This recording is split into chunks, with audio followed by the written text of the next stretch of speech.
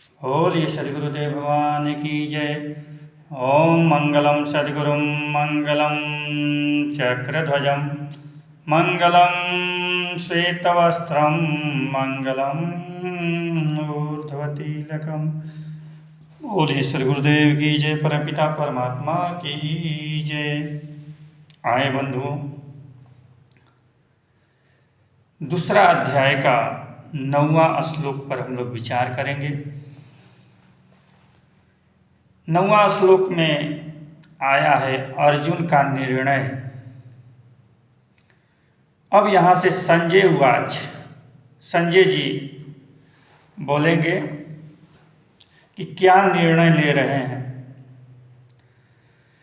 एवमुक्त्वा ऋषिकेशवं गुडाकेशः परन्तपः न योतस्य इति गोविन्दमुक्त्वा तूष्णीं बभूवः। संजय ने कहा, हे राजन। संजय जी धृतराष्ट्र से कह रहे हैं कि हे राजन, निद्रा जीतने वाले अर्जुन अंतर्यामी श्री कृष्ण के प्रति इस प्रकार कहकर फिर जो है श्री गोविंद भगवान से युद्ध नहीं करूँगा, ऐसे स्पष्ट कहकर चुप हो गए। ये बात कहकर चुप हो गए। यहाँ अर्जुन स्पष्ट कह रहे हैं कि मैं युद्ध नहीं करूँगा। यहाँ संजय ऋषिकेश शब्द से कृष्ण को संबोधित कर रहे हैं। बंधुओं, ऋषिकेश का अर्थ होता है तुम्हारे हृदय की बात को जो जानता हो, तुम उस ऊपर से क्या कह रहे हो, लेकिन तुम्हारे हृदय में क्या है वह जानता है। यहाँ गुड़ाकेश कहा गया है अर्जुन को।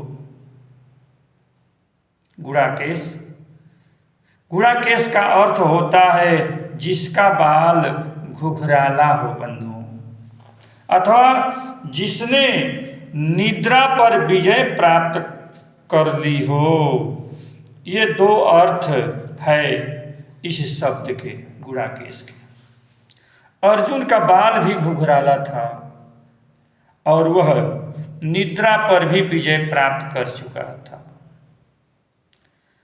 इसलिए संजय कह रहे हैं वह घुघरारे बालों वाला जिसे निद्रा पर विजय प्राप्त है, यानी जो साधक है, तपस्वी है, इंद्रिय जीत है, वह जो हृदय की बात जानने वाले हैं, उनसे वह सब कहने के बाद कह रहा है कि मैं कह रहा है कि युद्ध नहीं करूँगा। जबकि अगर उसको युद्ध नहीं करना है तो उपाय क्यों पूछ रहे हैं। जब कह रहे हैं कि युद्ध नहीं करूँगा तो फिर वहाँ बैठा क्यों है अर्जुन, क्यों बैठा है। रथ से कूदे और भागे, अपने भाइयों से कहे कि अब युद्ध नहीं होगा, मामला खत्म हो जाता। उसने अंतिम निर्णय लिया। कौन? अर्जुन ने अंतिम निर्णय लिया। उसने निष्पत्ति ले ली। अब कृष्ण के लिए छोड़ा क्या छोड़ा है, सलाह क्या लेनी है, लेकिन वह ऐसा नहीं कर रहे हैं। इसका मतलब उनके गहन मन में युद्ध बैठा है। अर्जुन के गहन मन में युद्ध बैठा है। देखो भाई, जो आदमी तुमसे बार बार कहे कि मैं सत्य बोल रहा हूँ, झूठ नहीं बोलता हूँ, उस पर विश्वास मत करना, उस पर विश्वास मत करना, जरूर वह असत्य बोलता है। जो आदमी बार बार कहे कि मैं धार्मिक हूँ, धर्म की बात बोलता हूँ, इस पर तुम सावधान हो जाना। वह धर्म की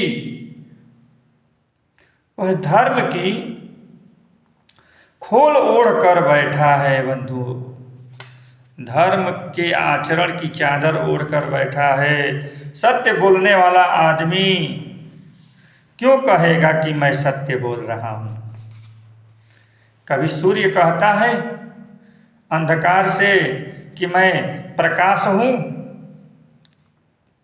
कभी कहता है सूर्य? गंगा जो बहती है कभी कहती है, चिल्लाती है कि मेरा पानी निर्मल है?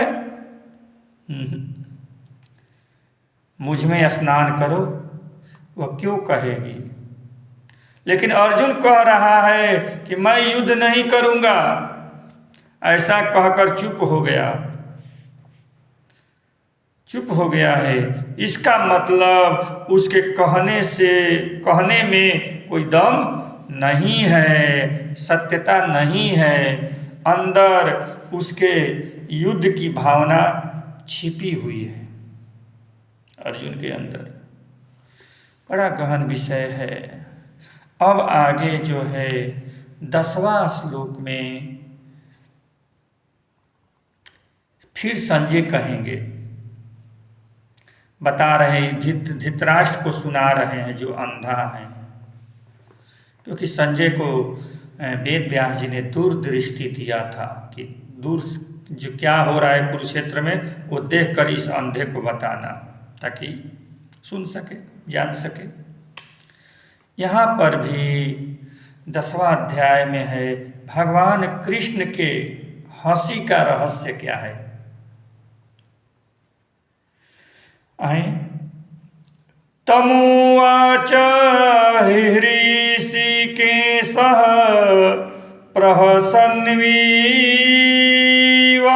प्रसन्नीव भारत सेनयोरुभयोर्मध्ये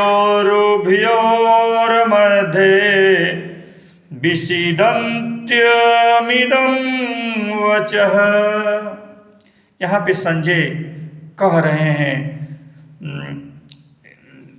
राजा से, संजय कहते हैं कि हे भरतवंशी धृतराष्ट्र, अंतर्यामी श्री कृष्ण ने दोनों सेनाओं के बीच में उस शोकाकुल अर्जुन को हंसते हुए यह वचन कहे, हंसते हुए वचन कहे।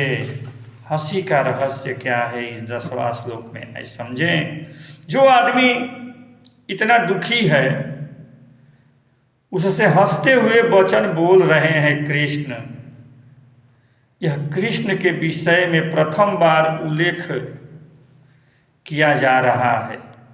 गीता के दूसरे अध्याय के 10वें श्लोक में युद्ध भूमि कोई हंसने वाली जगह है, और जो अर्जुन की स्थिति है वह क्या हंसने वाली है? अर्जुन तो दुखी है। कोई आदमी दुखी हो और तुम हंस दो तो वह और दुखी हो जाएगा। लेकिन यहाँ कृष्ण हंस दिए हैं।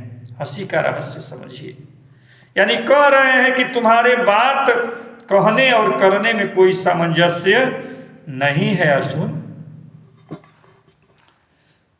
तुम कह कुछ रहे हो, करना कुछ चाहते हो। यहाँ कृष्ण जो है, कृष्ण यहाँ पर प्रथम बार हंसे हैं। अर्जुन की सारी बातों को सुनकर हंसना कृष्ण का बड़ा सार्थक है, क्योंकि अपनी हंसी के माध्यम से वे व्यक्त कर रहे हैं कि अर्जुन तुम अपने कर्तव्य पथ से च्युत हो गए हो, भटक गए हो अपने कर्तव्य पत्र से पद से, क्योंकि बार बार एक ही बात दोहरा रहा है, बार बार एक ही बात का खंडन मंडन कर रहा है, बार बार अपने को धार्मिक साबित कर रहा है, बार बार कह रहा है कि हम धार्मिक हैं, धर्म की चादर ओढ़े हुए हैं, कभी शास्त्रों का सहारा ले रहे हैं, कभी कृष्ण को भगवान कह रहे हैं, कभी मधुसूदन तो कभी अरिसूदन कह रहे हैं। क्या मतलब?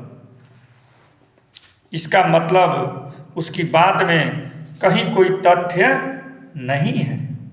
जो इच्छा हो रही है वह कह रहा है। कौन? अर्जुन।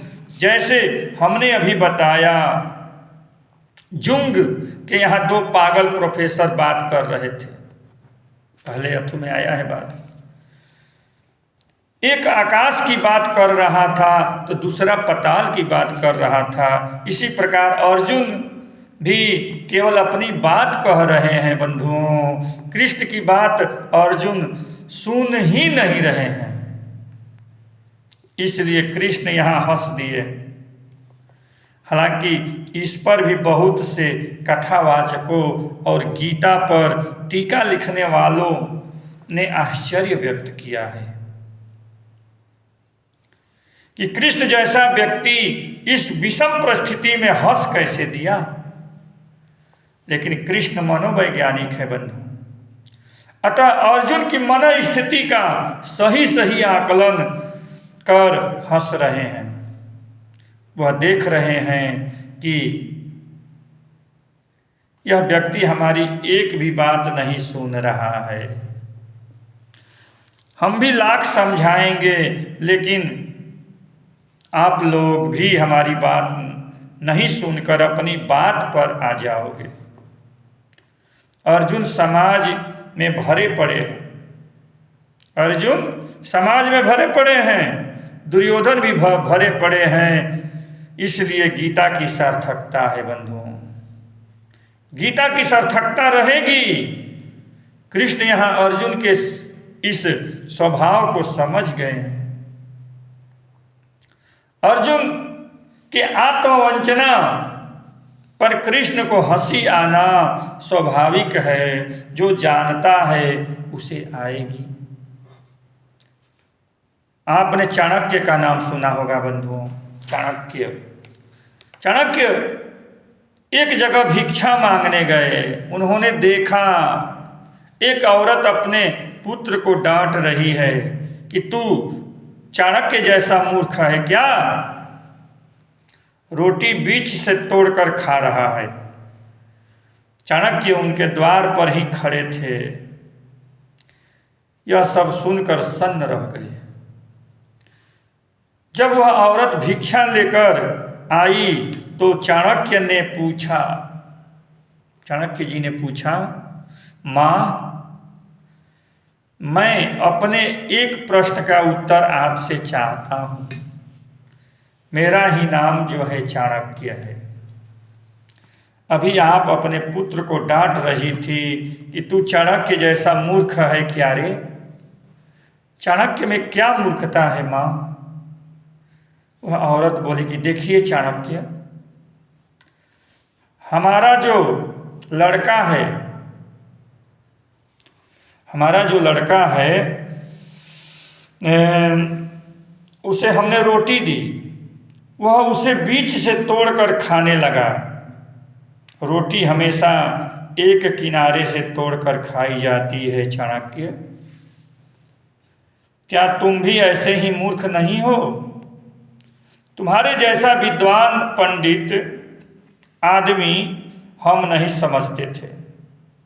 इतनी बड़ी मूर्खता करेगा? तुमने एक बार में ही सीधे राजा घनानंद के यहाँ हाथ डाल दिया।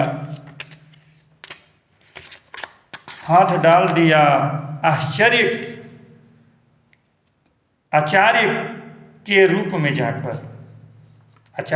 जाकर हाथ डाल दिया, जिसका परिणाम यह हुआ कि तुम्हारे सिर से शिखा उखाड़ ली गई, जिसका परिणाम यह हुआ कि तुम्हारे पिता को मृत्यु के घाट उतारा गया, जिसका परिणाम यह हुआ कि तुम्हारी मां रो रो कर मर गई। चाणक्य उसकी बात का अर्थ समझ गए। चाणक्य साष्टांग प्रणाम कर उस औरत से बोले कि मातेश्वरी, अब चाणक्य ऐसा गलती नहीं करेगा। तब चाणक्य नंद के यहाँ से छोड़कर भागा और जाकर कश्मीर तक्षशिला, जहाँ पढ़ाते थे, वहाँ से श्री गणेश किए। युद्ध एक किनारे से शुरू किया और चाणक्य जिंदगी भर यह नियम बनाए रहे कि रोटी को एक किनारे से तोड़ो और तोड़ते हुए समाप्त कर दो। लेने वाला शिक्षा कहीं से ले सकता है बंधुओं। आप लोग भी सब बीच में कूद जाते हो। भगवान कृष्ण एक किनारे से अर्जुन को ठोकने में लगे हैं, एक किनारे से। धीरे धीरे इस ठोकने का परिणाम यह हुआ कि वह गांडीव रख कर कूद गया और उछल कर रथ में बैठ गया और कह दिया कि मैं युद्ध ही नहीं करूंगा। अब कृष्ण समझ गए कि इसका रोग पकड़ा गया, इसलिए हंस दिए हैं। अब आगे कृष्ण कहेंगे बंधुओं, अब आगे कृष्ण कहेंगे। क्या कहेंगे? शोक रहित पंडित जन, अगला टॉपिक है 11वां श्लोक का। यहाँ पे भगवान बोल रहे हैं, श्री भगवान, अशोच्यान्वाशोच अस्तवं प्रज्ञावदानमश्च भाससे गतासुमश्च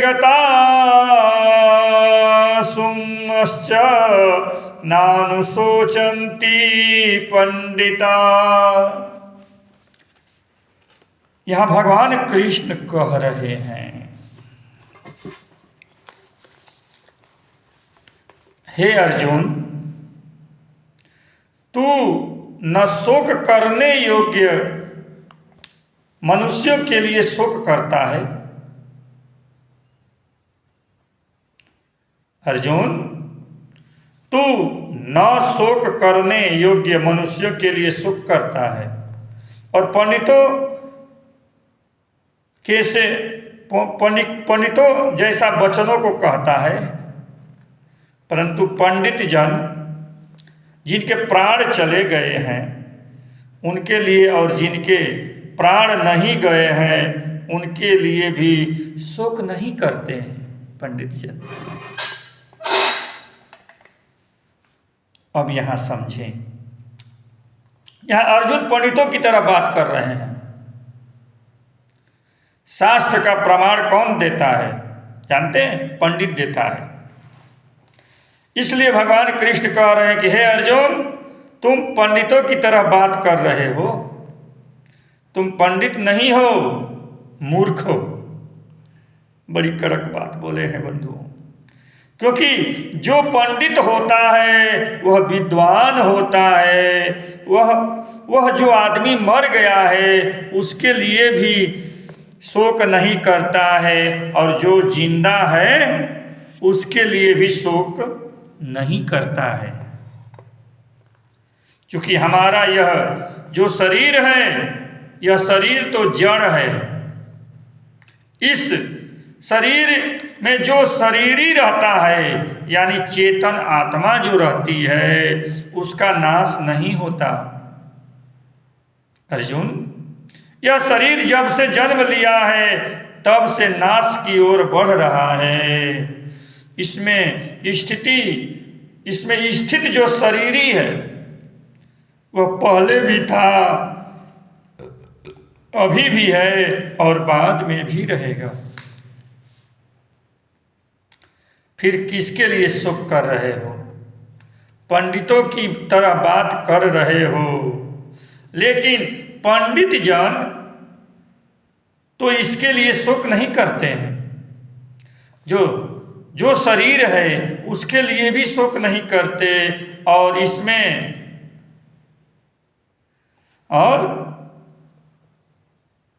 इसमें जो रहने वाला शरीर ही है उसके लिए भी शोक नहीं करते हैं। सीमन वेल ने लिखा है कि कुछ लोग हैं जो सत्य को अपने पक्ष में खड़ा करना चाहते हैं, और कुछ लोग जो हैं सत्य के पक्ष में स्वयं खड़ा होना चाहते हैं। बस दो तरह के लोग हैं। कुछ लोग धर्म के साथ खड़ा होने की साहस रखते हैं। यह बहुत ही क्रांतिकारी कदम है, क्योंकि धर्म मिटा देगा, आपको बचने नहीं देगा, लेकिन धर्म को अपने पक्ष में खड़ा कर लेना बहुत सरल है। अब यहाँ से अर्जुन का इलाज शुरू हो गया है बंधुओं। उसका रोग पकड़ में आ गया है। कृष्ण पहले कठोरता से बोले, अब हंस भी दिए, और आगे जो है धीरे धीरे भगवान कृष्ण बोलेंगे, अर्जुन को समझाएंगे। बस बंधुओं, आज इतना ही। धन्यवाद। हरिओम। बोलिए श्रीमद् भागवत गीता की जय। सद्गुरु स्वामी कृष्णानंद जी महाराज की जय। नारायण। हरिओम। महात्मा कामेश्वर जी यूट्यूब चैनल को आप लोग सब्सक्राइब भी करें और लाइक भी करें। धन्यवाद। हरिओम।